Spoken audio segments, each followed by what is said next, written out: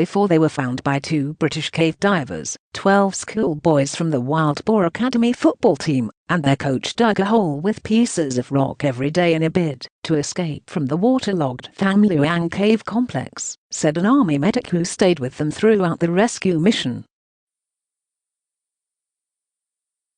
In a Facebook post on Monday, July 16, Pak Lohan Shun wrote that the survivors had dug holes as deep as 5 meters despite their lack of food, and praised them for maintaining good morale in a time of crisis.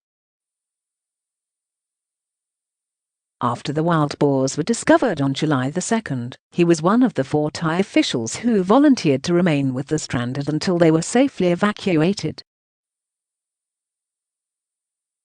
"I'm touched by their innocence, optimism and great morale despite the environment and crisis," he wrote. "They're well disciplined and would put all the food waste into garbage bags at the end of every meal."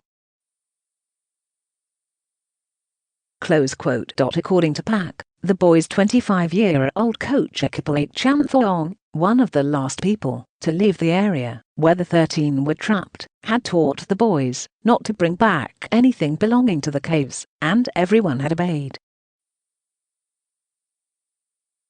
"Coach Ek has a good heart and truly sacrificed," he said. "I had noticed since my early days inside the caves, he'd wait until they had eaten enough, and also give them his share of food.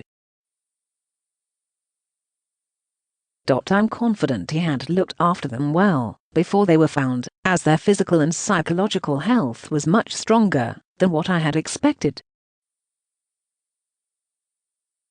The